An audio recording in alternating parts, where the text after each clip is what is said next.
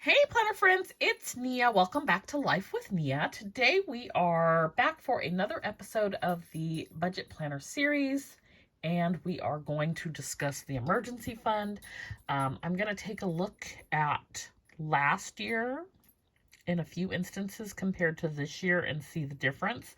The overall difference of the emergency fund is definitely higher this year, and certain categories like groceries,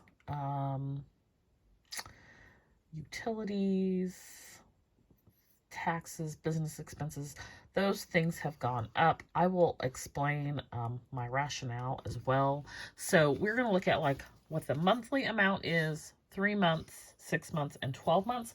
I am not going to read or say the numbers out loud. I'm using a zebra blend pen, so it's pretty dark, but I will explain what I am doing. I'm going to read some of the numbers, just not this is what the 3 amount would be, 6 amount would be, 6-month amount, 12-month amount, because it would just really be redundant and make this video really, really long. And then at the end, I will talk about like what I am comfortable with and why as well. So hopefully it'll all come together and make sense. So to start with, I will say this, I was able to pull these numbers because we did already our annual budget, so we know what our annual income and business income is anticipated to be, what our annual expenses and business expenses are anticipated to be, and we also took a look at sinking funds somewhere in here, and we have that amount as well, so we know what we are setting aside each month for those sinking funds. So starting with home, the monthly amount is $1,875, and I honestly think it'll probably go up this year, but at the moment that's what it is. Utilities, this is water, sewer, and trash. That is the amount fluctuates a little bit, but on average it is $175, and it's paid every other month. So I set aside the $175 per month. Generally it's not more than $350. I'm pretty resourceful as far as what I can control, which is the water. I can't control the cost on the sewer and trash, but on the water, I do have a little control over that, and I don't use a lot of water. And the reason I set aside the $175 is because the bill does not come to me. It comes to the property management, and they just give it to me when they feel like it. As long as my stuff doesn't get cut off, I really don't care. But I like to have it ready to go because it's a whole thing where I have to ask them repeatedly, and I'm done asking, so I just set the money aside now. I did this wrong, but that's okay. We're just going to roll with it. SMUD and PG&E is gas and electricity. And the reason I say I did this wrong is because my estimate is a little low. I did just SMUD, but it can be less than $150, so I'm okay with using that number. My PG&E bill is very low. It's usually less than it's usually less than 20 to 30. It's $20 to $30 a month, which is gas. The only thing I think I have that is gas is my stove and oven, and I don't use them a lot, and when I use them, it's for a very short duration. The exception to that is going to be December, Christmas, because I use the oven to bake a whole bunch of things. But I don't have anything else that's gas. I grill. It could be rain or shine, and I'm going to put something on the grill, so that keeps the bill low. Okay, insurance. This is for both car and home. And I'm currently paying car every 6 months, home every year. car, this is my car payment. And what I did on this one is when we get to 12 months, it's actually the total for 9 months. The reason being is my car will be paid off in September. So I'm not factoring what it would cost me for the next 12 months because I won't have a payment in 12 months. T-Mobile, you're probably going to think the $175 is high. However, that also includes Hulu. And I do get part of that. I get a credit every month because I am grandfathered in from Sprint. Xfinity is my internet, and that is $77 a month. Gas, this is gas for my car. I did a high estimate of $100 a month. I haven't been spending that, but I do anticipate it being more in the new year. So 100. Groceries is $400 a month. That also includes any dining out. And this is one of those areas where it's significantly different from last year. One of the things I did last year was I did not include any dining out. This grocery amount includes dining out as well. And my grocery amount was a lot lower last year. It was only $260 a month that I allocated for groceries. And y'all know inflation.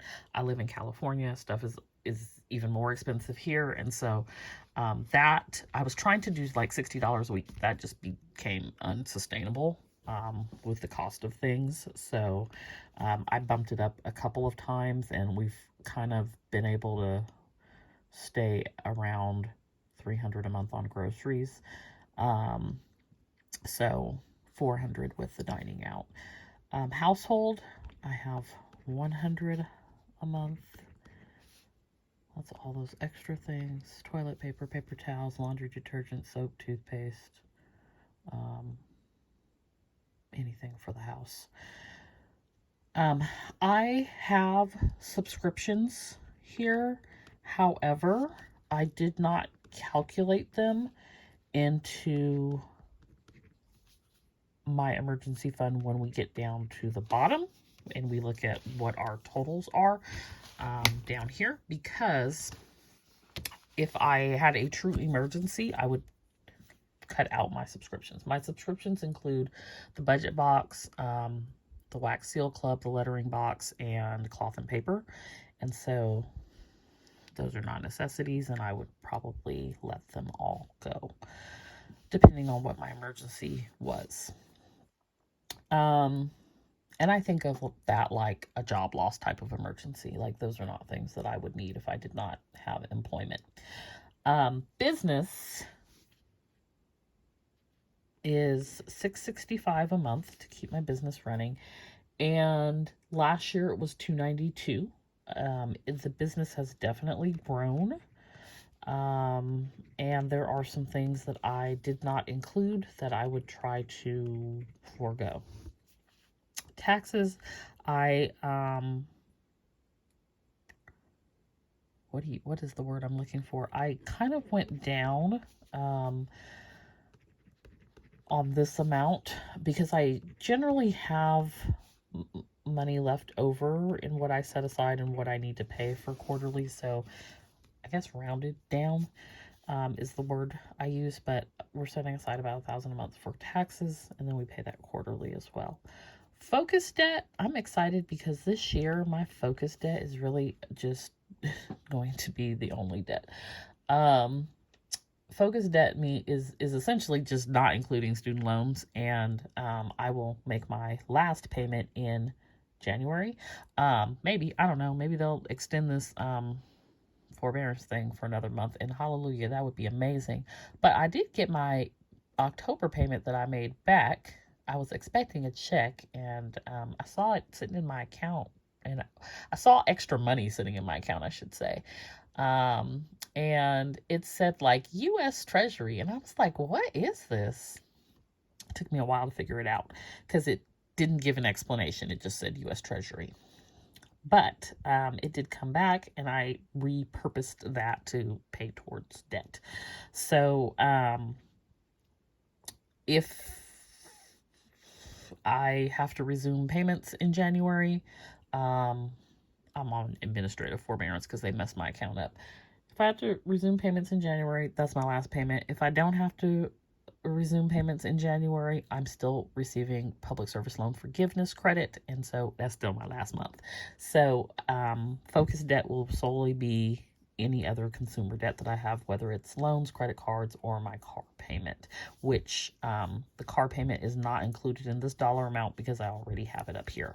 So focus debt is $800 a month, and that also includes, it could be less than that, I'll say, because it includes the higher amounts for those 0% interest rate cards that I'm trying to pay off before the rate ends. Sinking funds is $685 a month, and we did a sinking funds video where we went over the specifics on that. So that, I don't want to get into the details. There's already a separate video on it. So that is all of the things, right? Then from there, I totaled up necessities. This area right here, home utilities, insurance, car, phone, internet, gas, groceries, and household, is what I consider to be necessities. So the necessities is $37.25 a month, $11,175 for 3 months, $22,350 for 6 months, and $44,700 for a year. Then I totaled the necessities plus keeping the business running. Did not include subscriptions, so subscriptions is not included in any of my totals. And I just really think, I don't know what the emergency is. It could be, the emergency could be my car is in the shop and it's going to cost me $2,000 to fix it. The emergency could be I am unemployed. That's an unlikely emergency. I have really, really good job security. Better than anybody could ever hope for. Let's see. Now I could be furloughed, but I'd have job security. I don't know that I consider furlough an emergency. I would definitely reassess what I'm spending money on, though, during a time of furlough. But if the emergency was something where I could keep my business running, this is what that would look like. And so I would need $4,390 a month, which I would, if I could, I would want to keep my business running because it does bring in extra income. So there is that. The next thing I did was I added in putting aside these taxes, which I would also want to do because when they're due, I want to be able to pay them. I don't need the IRS looking for me. So that would be $5,390 a month, $16,170 for 3 months, $32,340 for 6 months, and $64,680 for 12 months. Then I added in focus debt. And so if I had an emergency and I needed to cover 1 month for necessities, I would need $37.25. If I add the business, I would need $43.90. If I add the taxes, I would need $53.90. And if I add the focus debt, I would need $6,190. And the last thing I did was added in my sinking funds, and this is not grouped in any particular order. I just did it the same order that I have it here. So if I add in the sinking funds, I would need $6,875 for 1 month, $20,625 for 3 months, $41,250 for 6 months, and $82,500 for a year.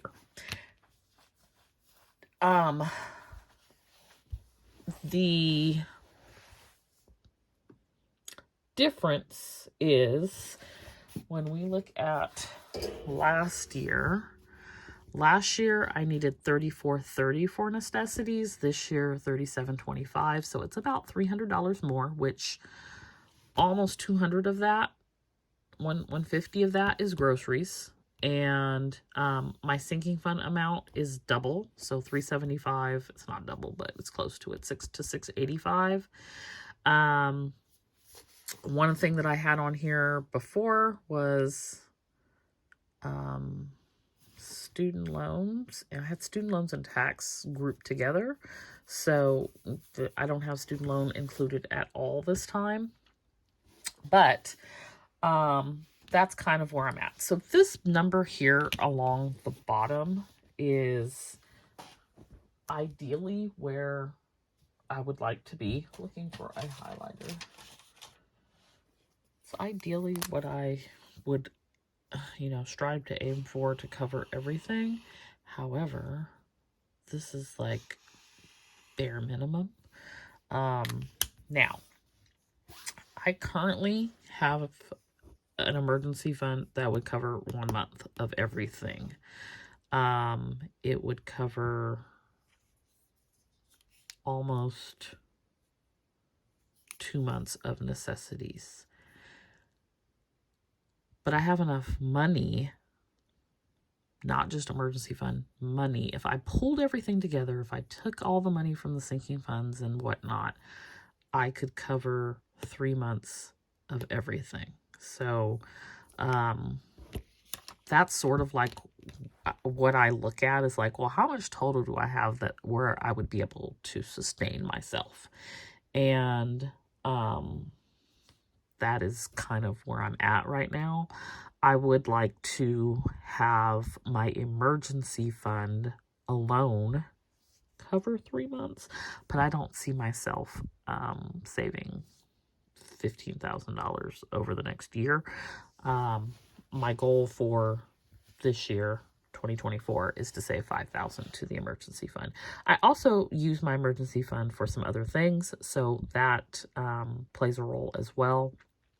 I've used it to cover PD's medical costs, and I am okay with that. I look at it as also an opportunity fund. I had the opportunity to save his life, and that's what I chose to do. Some may consider it an emergency. He also has a separate fund. I've used it to pay down debt. I've used it to purchase a MacBook. It's not an emergency, but I wanted it, and I wanted to do it debt-free. So that was what I did. But I'm going to try to limit doing some of that in 2024. Not PD. If he needs something, I'm going to take care of it. But these other things, I'm going to try to have less opportunities is basically what I'm saying. And use it strictly for something that of more of an emergency type of deal. Now, having said that, if the right opportunity comes along, I'm going to evaluate it and make a decision. But this is where I'm at. I would like to save $5,000 towards my emergency fund for 2024. And in order for me to meet my basic necessities, I need $3,725. I could probably get by on a little bit less than that, just because I already have money banked up for utilities. I already have money banked up for car insurance. So like if I needed to pause on some of those things, I have some wiggle room, I guess you could say. I could look at trying to scale back on groceries. I did low spend this month on groceries, and I'm going to do that again in January. So we're going to see how that works out. Any leftover I'm putting towards debt.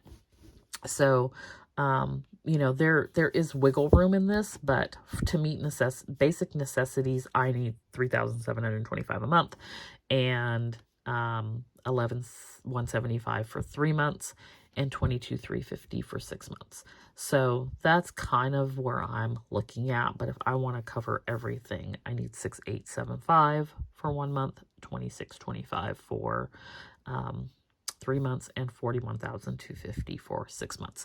So that is my emergency fund. Let me know if you have an emergency fund, and if it's fully funded or if it's still a work in progress. If you use your emergency fund for anything else like I do, kind of like as an opportunity presents itself, or if you just sort of use it solely to cover an emergency. And let me know how you save for your emergency fund. I like to save using the 100 envelope savings challenge, and also the 0 out savings challenge, and put that money towards my emergency fund. But if you do something different, would love to hear what you choose to use as well. So comment down below. If you're new here, please consider subscribing. If you're returning, thanks so much for watching. Don't forget to like this video and share it with a friend, and I'll see you back here next time. Bye.